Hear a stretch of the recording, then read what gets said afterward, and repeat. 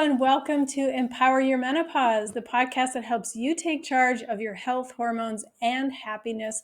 We're your coaches, as always, Juli and James from Fabulous Beyond 40. And today's episode is going to be part gentle reminder and part kind of necessary, what we think is necessary tough love. We are going to talk about making time for you and finding ways to prioritize joy in your life.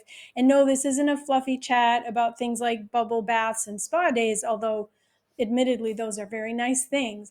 But this is more about the kind of joy and self support that actually fuels your long term health, strengthens your relationships, and gives you the energy to actually live the life you want to build for yourself.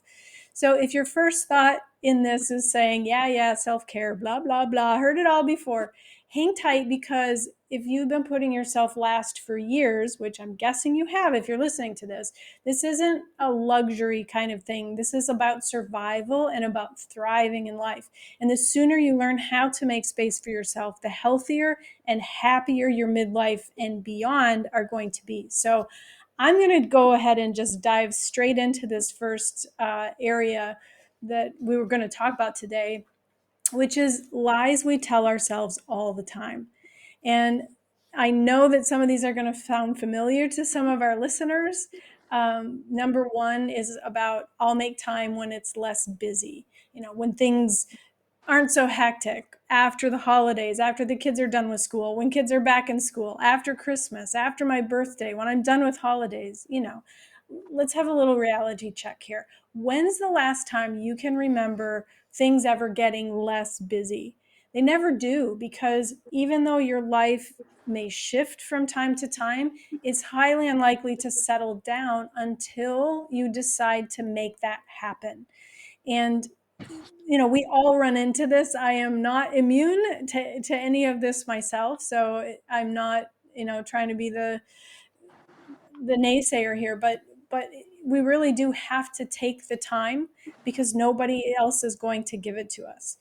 So something else we hear a lot is just an attitude, maybe not these specific words, but this attitude of needing to earn rest, right? We have this martyr complex. Oh, I haven't done enough. I need to get all these things done first, and then I can rest.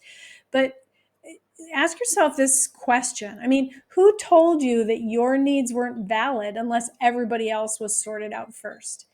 I don't know. I don't know any planet on which that is an okay thing, right? But this is the kind of conditioning that most of us have grown up with. Um, you know, we we we forget ourselves. We forget to put ourselves on our to-do list. And quite honestly, my personal belief is that taking care of ourselves, and I mean mentally, physically, spiritually, emotionally, it's our number one responsibility, because when we do this, it allows us to support everybody else from a place of much better strength and confidence and energy, because we actually have more of those things to give and share with others. And I mean, who wouldn't benefit from us being our best versions of ourselves when we're there to help them? And then somebody else has said recently, well, it's multiple people have said it, but just recently this came up again, say, oh, this is just a phase. When I get through this phase, if you've been saying that for like a decade, as many people have, this isn't a phase, this is a pattern. And again, we develop habits by repetition.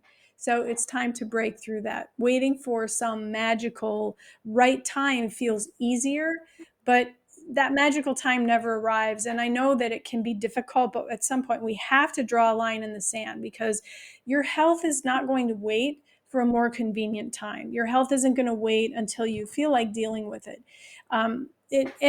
Case in point, have you ever noticed that you seem to get sick at the most inconvenient times? I mean, when is it ever convenient to be sick, right? This is your body basically screaming at you to give it your attention. So, I've been there myself. I've been through the whole burnout thing where I actually had to be signed off of work for a long period of time because I just couldn't manage it. Trying to take care of everything at work, working 60, 70 hours a week, going to school, trying to take care of a household, have a relationship, enjoy social time with my friends. I was a mess. And it really taught me a lot about how to draw that line in the sand, and how to understand that taking care of myself wasn't selfish. It was actually doing the best I could for other people as well. So let's reframe this a little bit and think about it in this way. You don't need a weekend retreat. That's not going to take care of years of building up these habits. What you need is 10 minutes a day of intentional time spent on your needs. And you need to give yourself the permission to take that time, because nobody is coming to give it to you. James, I've talked enough now. Any thoughts on that?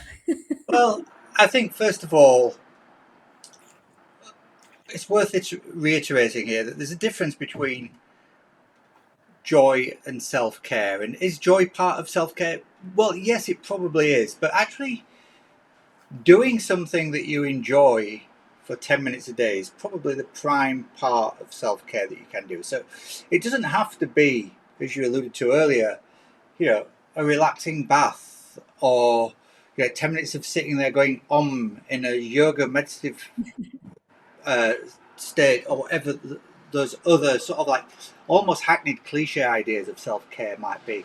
What we're talking about here is actually trying to find stuff that makes you happy, because if it makes you happy, it automatically by default becomes self-care. All those other things, yoga, etc., great for restorative stuff. But sometimes just finding happiness in something that you do, even if that happiness is sprinting for 100 meters and you finish that smiling, that's the kind of thing that we're talking about here. So just to differentiate a little bit, I think, from just a general idea of self-care, although it all does come together. Why is this kind of needed then? Well, particularly at this time, it's this concept once again of chronic stress that happens throughout the menopause transition, both because of the physiological effects that are taking place and the mental repercussions that that has on a woman, but also because of all the other things, putting herself last, where she sees herself in society, where she sees herself in relation to the rest of her family, etc. And we know full well that chronic stress really worsens menopausal symptoms. There are tons and tons of studies that show that the more stressed you are, the higher your symptom load is going to be, whether that be sleep, whether it be mental clarity, whether it be hot flushes, whether it be night sweats, anxiety. All those things are exacerbated by chronic stress. So we really know that, yeah. And then the other thing, of course, is that chronic stress affects our decision making. That elevated cortisol affects our decision making as well. So we often don't make the right decisions. That can be particularly true when it comes to food. We're running a program at the moment, our Feel Fabulous in 5 summer program. Just this week, we've been talking about how much elevated stress can make people make the wrong decisions when it comes to their food choices. Or not the wrong decisions, I'll rephrase that, the decisions that don't actually serve their goals at this point. And,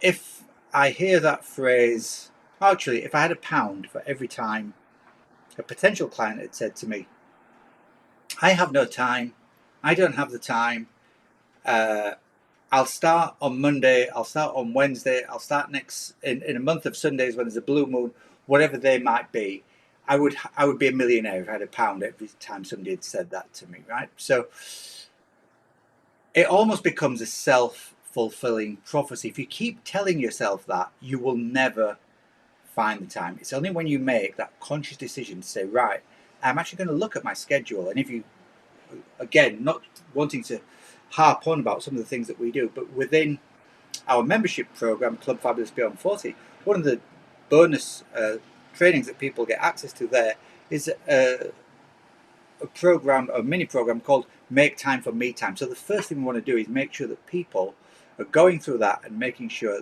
that they're actually prioritizing time. And so that is really, really important, I think. So, convincing yourself that you don't have the time is much more dangerous than your actual schedule is, because I can guarantee you anybody who's a little bit of a time diary for a day is going to find at least 10, 15, 20 minutes that they can actually shift their priorities around. I'm not taking myself out of this. Of course, I'm not a woman in menopause, but I'm a man of a certain age going through the male equivalent, andropause. And I know that I spend tons of time a day scrolling aimlessly through social media that I could actually reduce and and use that more for self care. So we all aren't immune to that. So let's talk, I suppose, a little bit. My turn to rant about what happens when we don't actually prioritize some kind of joy. Well, you've got burnout, you've got resentment. Low libido is really, really key. Irritability, you snapping at the people you love. Your nervous system is in fight or flight mode constantly, and there's never a reset to it. And some of you may be familiar with this concept of, those of you who have children or grandkids, you'll be familiar with the concept of almost going from 0 to 100 in seconds when something happens that upsets you around the kids, whether it be their screen age and they're spending too much time on their screen, they're not tidying their rooms, they're not helping around the house when you and your partner are already frazzled. All those kind of things that make us just go from being really nice, the parents that we want to be, nice and calm and collected, going to a raging banshee with our kids. That is indicative of these increased stress levels that we put ourselves through, where we constantly in fight or flight. And then the flip side of all that, of course, is that we come up with coping behaviours. What are our coping behaviours? That scrolling that I spoke about earlier, you know, constant wine o'clock. I've had a shit day, so I deserve a glass of wine at the end of it. And you may say, argue, and you may be right, that you find joy in wine, but that might not come if that becomes a habitual thing, because there are other effects that alcohol obviously has on the menopause transition as well. And then, of course, you've got emotional eating. All those kind of things are kind of numbing habits that sort of like take us away from it. It's escapism, but not escapism in a I'm dreaming, I'm seeing myself in the future, I'm going away somewhere else. It's more of an escapism as in I'm trying to blot out what's going on in real life. I think it's really important to try and recognize that. So, if you have heard those phrases that Julie was talking about before, I can't remember the last time I did something just for me. Even when I do take time for myself, I feel guilty. Uh, there was a time when I didn't even know what I wanted anymore. All those kind of things might be signals that something is not quite right, which is why we think that joy is important. So, Julie, let's throw this back to you then. Exactly what is the real role of joy or happiness in our health in midlife? Yeah, it's so much more important than I think we give it credit for. We think, oh, joy, happiness, these are things that we eventually achieve, but really they need to be part of our everyday. We can choose these things, we can choose how we see things. And one of the critical parts of this is that when we are doing things that bring us, maybe joy isn't the right word. I like it because it just feels so good to say, but joy, happiness makes us feel good, lights us up from the inside out, however you want to refer to that. When we do things like that, it actually supports our hormones. And in midlife, that's really important, as James was talking about with cortisol levels and stress. You hear us talking about this topic all the time, how it's the number one enemy of women going through menopause. Um, who can be in a bad mood when you're feeling happy about something, right? So it helps with that mood regulation and lowers our cortisol. It also is better for sleep, it's better for digestion, and we're talking about neurotransmitters, and these are things that our brain releases when we sense things that make us happy, when we sense things that bring us joy. And these neurotransmitters can actually have positive healing effects on our body. And we're talking about things like dopamine and serotonin, oxytocin, and endorphins. You hear people all the time about the runner's high and the endorphin high after exercise. It's that kind of thing. You just feel like you can take on the world. Who doesn't want to feel like that? And by that nature, by that pathway, joy isn't about finding a way to treat yourself, as it were. It's about fueling yourself. It's about bringing that energy. And again, what we focus on is going to grow. When we can look at things we're grateful for, when we could do things that make us feel good, when we can do things that make us laugh and feel happy, and be around people who also do that for us, it can actually improve our health. So we're talking about simple things. If you like to draw, do something artistic. Dance around the room, the dance party. I mean, we've talked about the dance party in the living room, and this can help you in a number of different ways. Going for a walk in nature, journaling, whatever it is that you enjoy doing. If it's sitting quietly with a cup of tea, watching a sunset, listening to really moving music, whatever that is that really makes you feel good, 10 minutes a day can make a difference. And those 10 minutes don't even have to be together. Like we talk about exercise snacks, we're talking about happiness snacks. So you can do 5 minutes in the morning and 5 minutes in the evening, or whenever you can squeeze that in, because we know you can find 5 minutes in your day a couple of times to do that for yourself. And you are absolutely worth it. There's a lot of science behind this, isn't there? Yeah, absolutely. And I think that is key to mention as well, that Julie and I try to be as evidence based as possible when we're talking about the menopause transition. And one of the questions that we ask quite a lot is there science behind how lifestyle medicine or lifestyle changes or lifestyle management, whatever you want to call it, how all those things can actually help with menopause symptoms? And there is absolutely, and joy stroke happiness is another one of these. There are not menopause related particularly, but you can draw a link to menopause from it. There are tons of studies by Johns Hopkins University over in the United States that show the positive effect that joy and happiness can have on our overall health. So one of the key things is it reduces inflammation. It's absolutely cast iron that chronic low-level inflammation that comes from stress, that comes from living next to polluted roads, that comes from the busyness of today's society, all those kind of things, that low-level inflammation is a key driver of disease in society today. And Mhm. positive joy, positive happiness can help, has been scientifically proven, to help reduce that low level of chronic inflammation. That low level of chronic inflammation obviously can be a risk factor for all kinds of long-term health conditions, cardiovascular complications, for instance. So joy and happiness can reduce cardiovascular risk. It can improve your immune health. As we get old, and then when you look at those few things that I've mentioned there as headers, and then translate them back into the menopause transition. Well, we know fully well that estrogen has a protective effect over so many different aspects of a woman's health. Two that we talk about a lot are muscle mass and bone mineral density, but ones that maybe could be highlighted even more is, you know, there is an inflammatory effect to the menopause transition. When estrogen starts to wane, our body isn't as good at fighting off inflammation. Risk of cardiovascular challenges increases as estrogen depletes. Immune system can be compromised as estrogen depletes. So although those studies at Johns Hopkins don't relate directly back to the menopause, we can see where the link is between what effect that can have on our general health and also translating that over to symptoms of the menopause transition.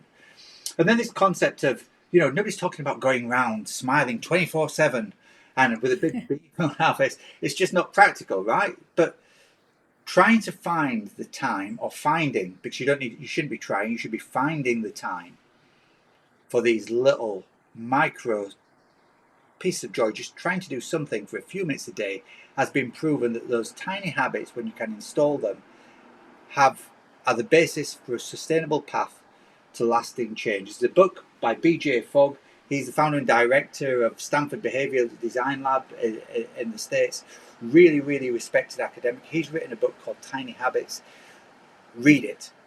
It is incredible. And if you don't want to read it, you want Yeah. a summary of it, join our membership, because we talk about it all the time there, how just the concept of finding tiny habits and stacking one on top of the other. And if some of those tiny habits are joyous or they're happiness related, even better, because we know that scientifically that can help. And there's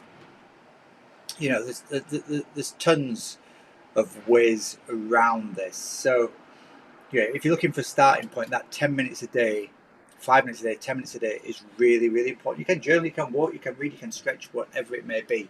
A few studies that I found that actually, once again, show how small change can have a big impact. Right? There are studies that show that just a cup of saffron herbal tea a day can help with menopause symptoms.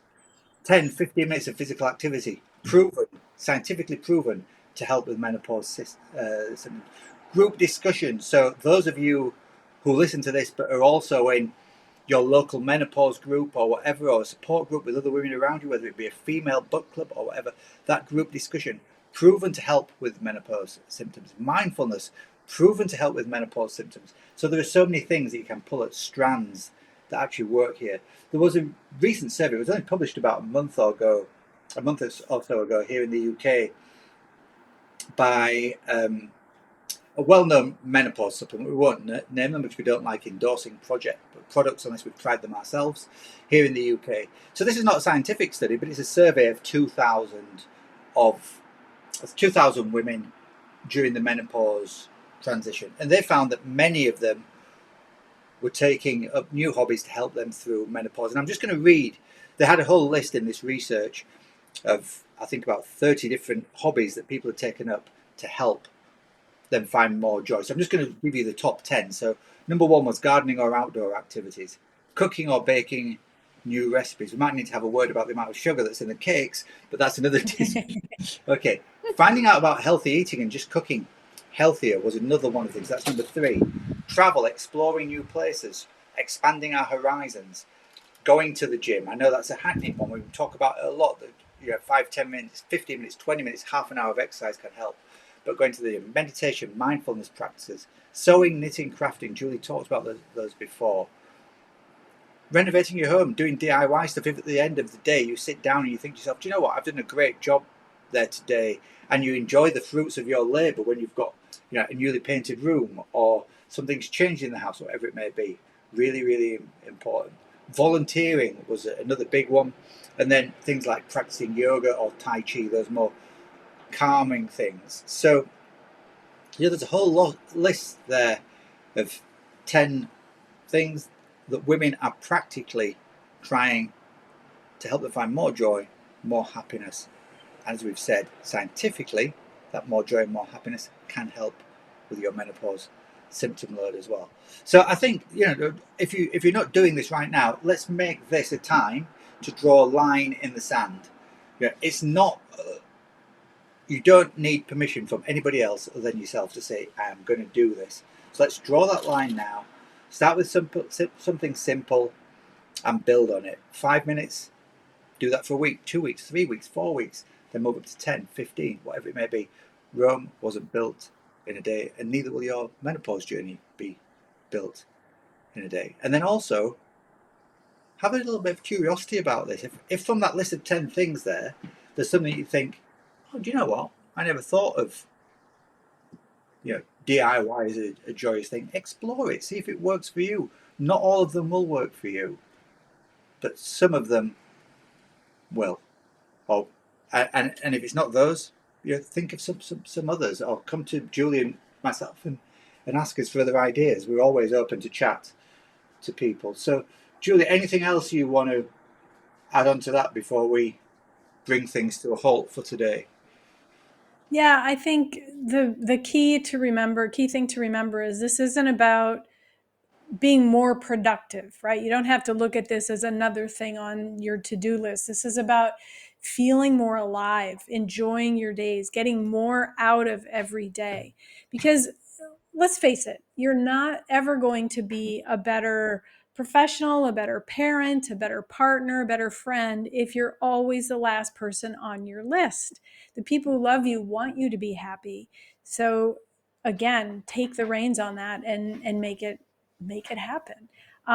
And it's not a selfish thing to do. We all need it. It's a smart thing to build into your life because it's essential for your long-term health. And it comes down to the bottom line of it's being a choice, right?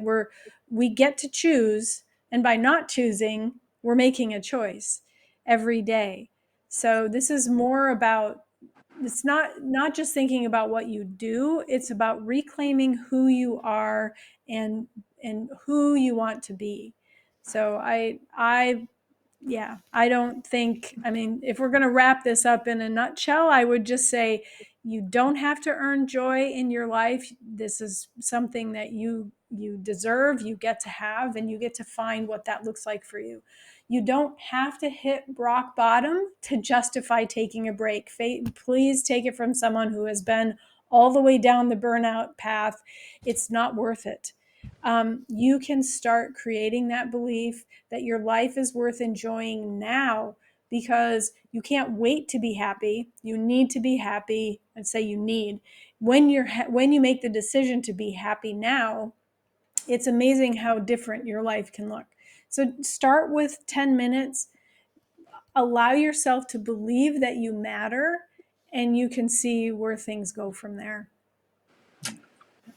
Fabulous. Okay, so if you do want to start on something like this, but you're not quite sure where to start, we've just launched a new coaching session that we're really, really excited by. It's called our Menopause Impact Assessment. So it's a new service where we take you through a validated, once again, scientifically validated questionnaire to ascertain your symptom load. And then that will allow us to know exactly where you are in your menopause journey and what that symptom load is and what effect that is having. That's why it's called the Menopause Impact Assessment. What impact is this having on your life?